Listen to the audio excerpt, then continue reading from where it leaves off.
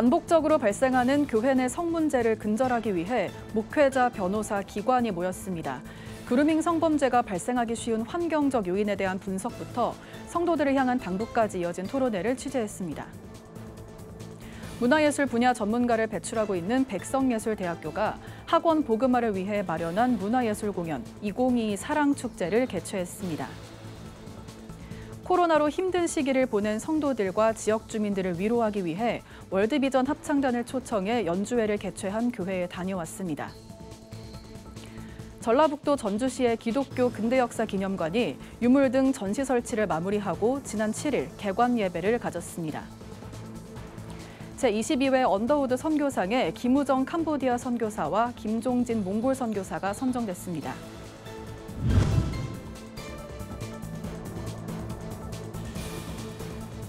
시청자 여러분 안녕하십니까? 구TV 뉴스입니다. 교회 내 성범죄 뉴스가 심심찮게 발생합니다. 올해만 성도에게 성범죄를 저지른 목사가 징역형을 선고받은 판결이 3건 나왔습니다. 이를 근절하기 위한 방법을 김혜인 기자가 정리해봤습니다.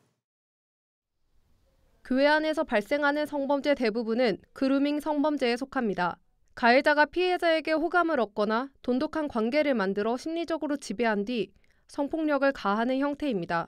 대표적으로 지난 4월 다수의 미성년자 교인을 상대로 성범죄를 가한 목사는 대법원으로부터 징역 5년을 확정받았습니다. 반복적으로 발생하는 교회 내 성문제를 근절하기 위해 목회자, 변호사, 기관이 머리를 맞댔습니다.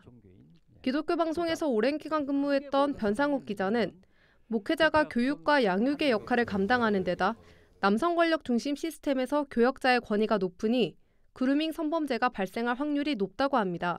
사회 간섭을 받지 않는 종교 특수성과 폐쇄성, 성폭력 은닉 시스템도 문제라고 지적합니다. 당연한 남자로만 돼 있습니다. 이런 문제, 성적 비위와 일탈이 벌어져도 역시 남성 목사를 먼저 보호하고 교인들에게 침묵을 강요한다라고 하는 문제.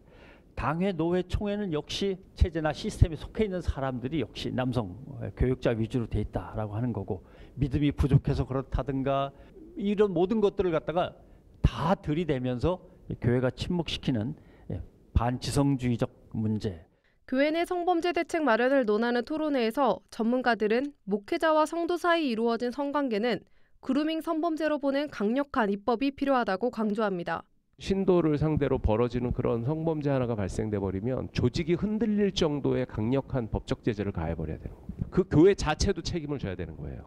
거액의 민사상 손해배상을 교회가 그리고 교단도 물게 해야죠. 참석자들은 교회 내 성범죄 근절을 위해 무엇보다 교육이 중요하다고 말합니다. 성교육 프로그램, 신학교와 신대원의 양성평등 교육 필수 과목 신설과 피해자에 대한 지원과 보상 범위 확대 등이 대책으로 나왔습니다.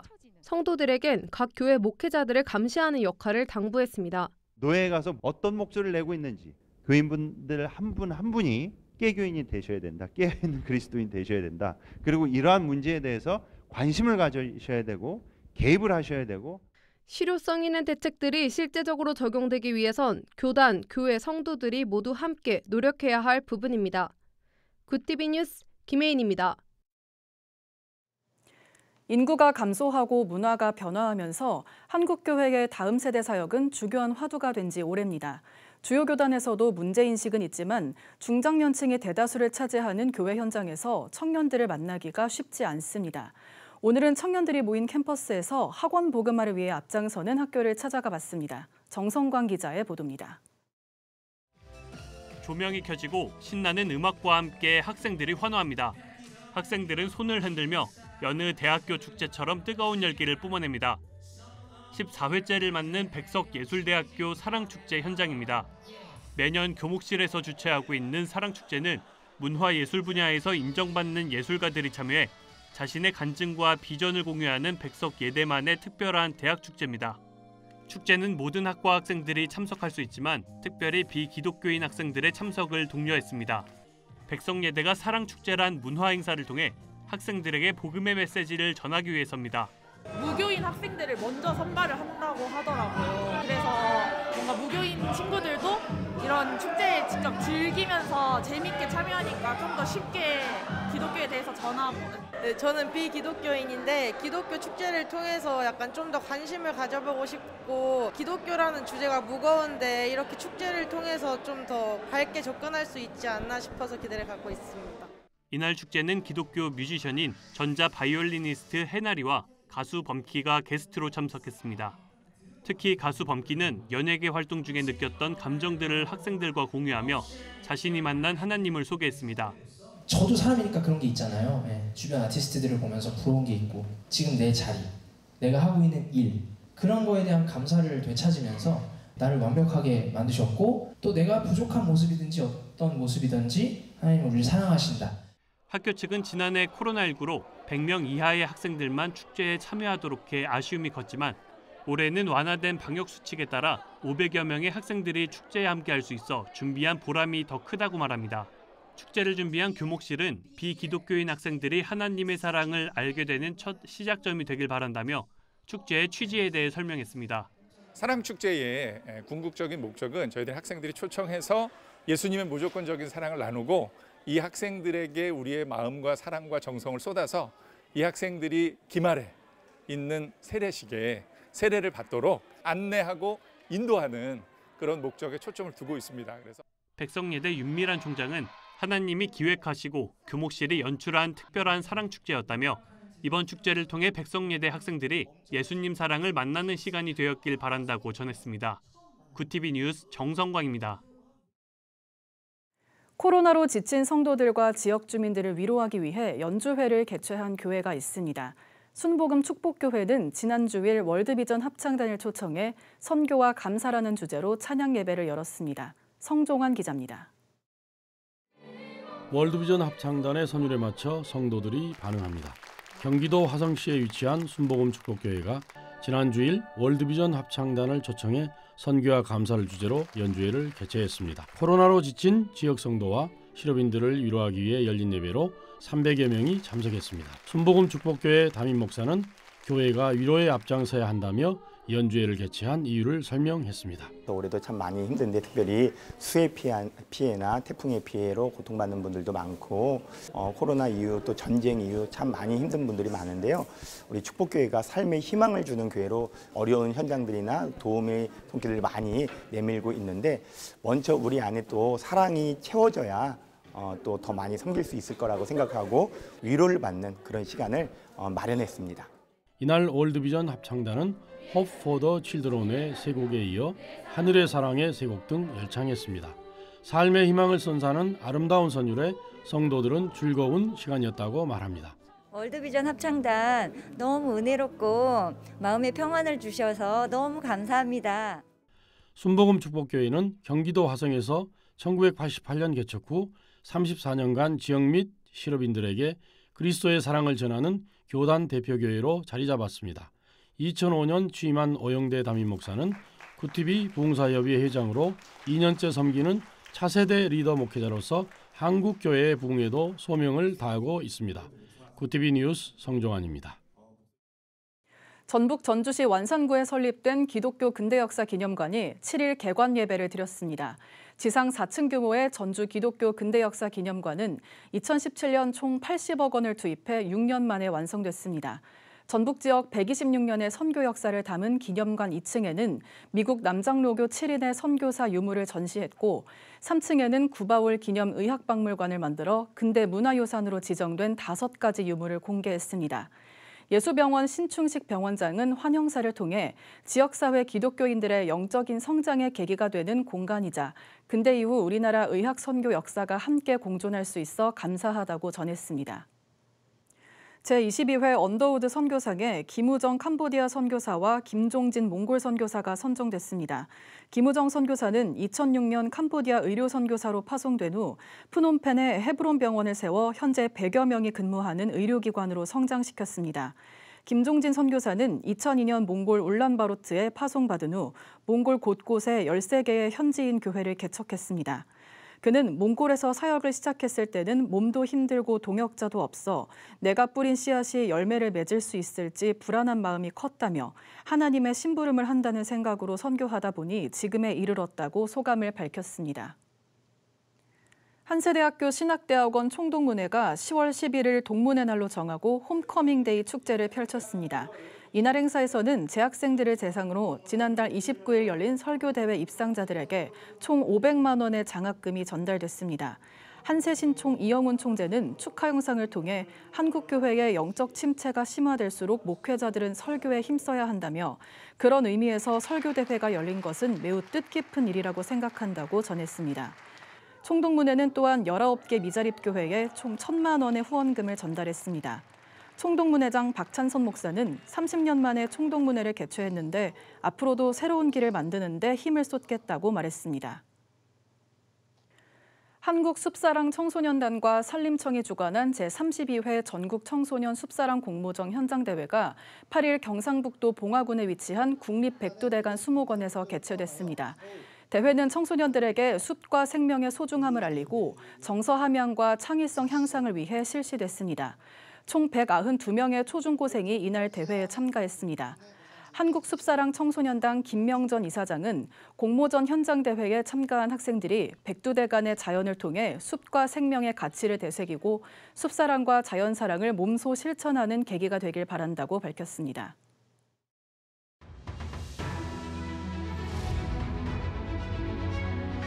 오늘의 이슈 포커스입니다. 윤석열 대통령은 오늘 오전 출근길에 북한이 지금 핵을 꾸준히 개발하고 고도화시켜 나가면서 대한민국뿐 아니라 전 세계 상대로 핵으로 위협하고 있는 상황이라고 밝혔습니다. 윤 대통령은 김정은 입장도 나왔는데 한미일 군사 안보 협력 등 우리 정부의 대북 정책 기조가 완전한 북한의 비핵화라는 궁극적 목표를 끌어내는데 여전히 유효하다고 생각하냐라는 물음에 유효하다고 생각한다며 북한 비핵화는 지난 30년간 1990년대 초반부터 우리도 전술핵을 철수시키고 한반도의 전체 비핵화라는 차원에서 추진됐다고 설명했습니다. 윤 대통령은 북핵 위협이 날로 심각해지고 있다며 굳건한 한미동맹과 한미일 안보 협력을 바탕으로 견고한 대응 체제를 구축해서 잘 대비하고 대응하겠다고 강조했습니다. 이달 10일까지 무역 적자가 지속되면서 올해 누적 무역 적자가 300억 달러를 넘어섰습니다. 이는 연간 기준 역대 최대의 적자였던 1996년보다 적자 규모가 120억 9천만 달러 더 많은 수치입니다. 11일 관세청에 따르면 반도체 수출과 중국으로 수출의 감소세가 지속되면서 전체 수출은 1년 전보다 20% 넘게 줄었다고 밝혔습니다. 품목별 동향을 살펴보면 수출의 주력 버팀목인 반도체가 1년 전보다 20.6% 감소했고 석유 제품, 철강 제품, 무선 통신기기, 자동차 부품 등도 두 자릿수 감소율을 기록한 반면 선박과 승용차는 늘었습니다. 최근 전세 시장이 극심한 침체를 보이는 가운데 서울 아파트 전세 물건 가격이 2년 전 거래가보다 떨어진 단지들이 속출하고 있습니다. 서울에서 집주인이 전세 재계약을 하면서 세입자에게 보증금을 돌려줘야 하는 역전세난이 현실화된 것입니다.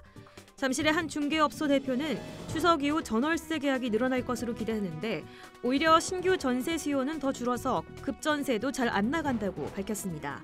신규 계약은 물론 기존 세입자와 재계약을 하는 집주인도 일부는 보증금을 돌려줘야 하는 상황도 발생하고 있다고 말했습니다.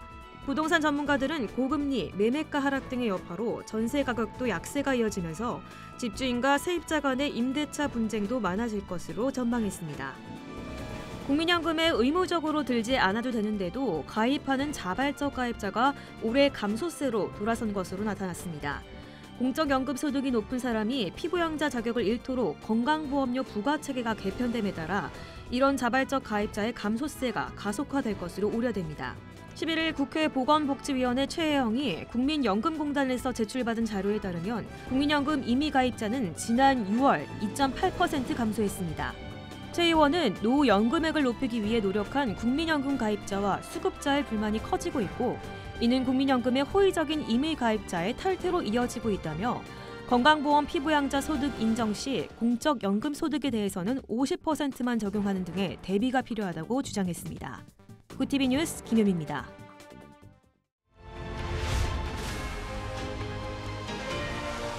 구티비 월드와이드입니다. 러시아가 우크라이나 키이우 등을 공습한 것은 군 내부 비판과 블라디미르 푸틴 러시아 대통령의 자존심 때문이라는 분석이 나왔습니다. 영국 가디언즈는 현지 시간 10일 푸틴 대통령의 대규모 공습은 국내 군 비판 세력, 러시아가 침공에서 실패하고 있다는 사실 등 크림대교 폭발 후 상처받은 자존심에 대한 절박한 답변이라고 불이했습니다. 가디언에 따르면 미국 싱크탱크 카네기 국제평화재단의 선임연구원 안드레이 콜레스니코프는 지금 푸틴이 하고 있는 것은 사소한 복수라며 개인적인 복수도 있다고 지적했습니다. 수로비킨 사령관과 함께 일했던 전 국방부 관계자는 가디언즈에 푸틴 대통령은 매우 무자비하고 사람 목숨을 신경 쓰지 않으며 그의 손이 우크라이나인의 피로 뒤덮일까 걱정된다고 말했습니다. 우크라이나 영토에 대한 러시아의 불법적 병합 시도를 규탄하는 결의안을 논의하기 위한 UN 긴급 특별총회가 소집됐습니다.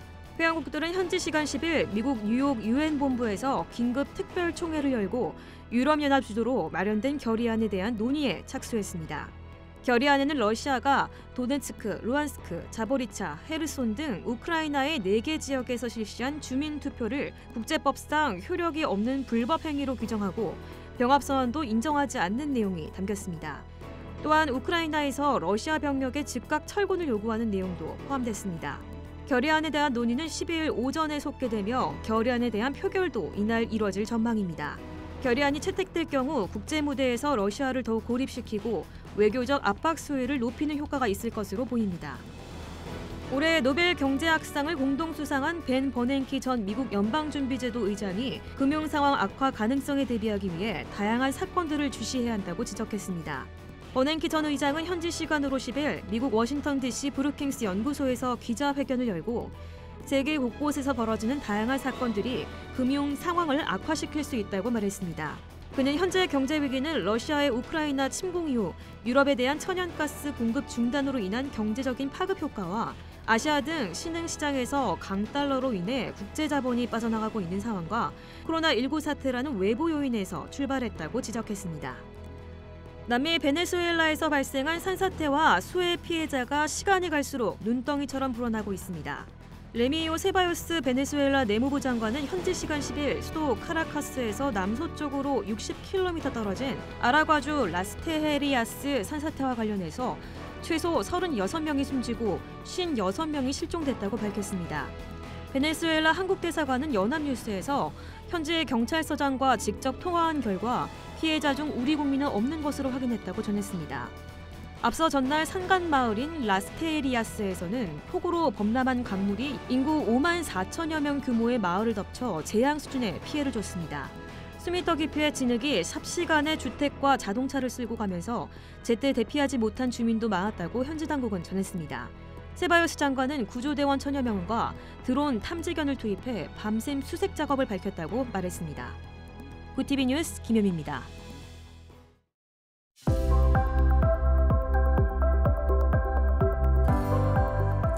내일은 오늘보다 더 쌀쌀하겠습니다. 서리가 내리고 물이 어는 곳도 있겠는데요. 농작물 피해가 없도록 유의하시기 바랍니다. 반면 낮부터는 기온이 크게 올라 평년 기온을 되찾을 것으로 예상됩니다. 이어서 전국 날씨입니다. 내일 한낮 최고 기온은 서울과 강릉 21도가 예상됩니다. 남부지방은 광주와 부산 23도, 제주는 21도를 보이겠습니다. 날씨였습니다.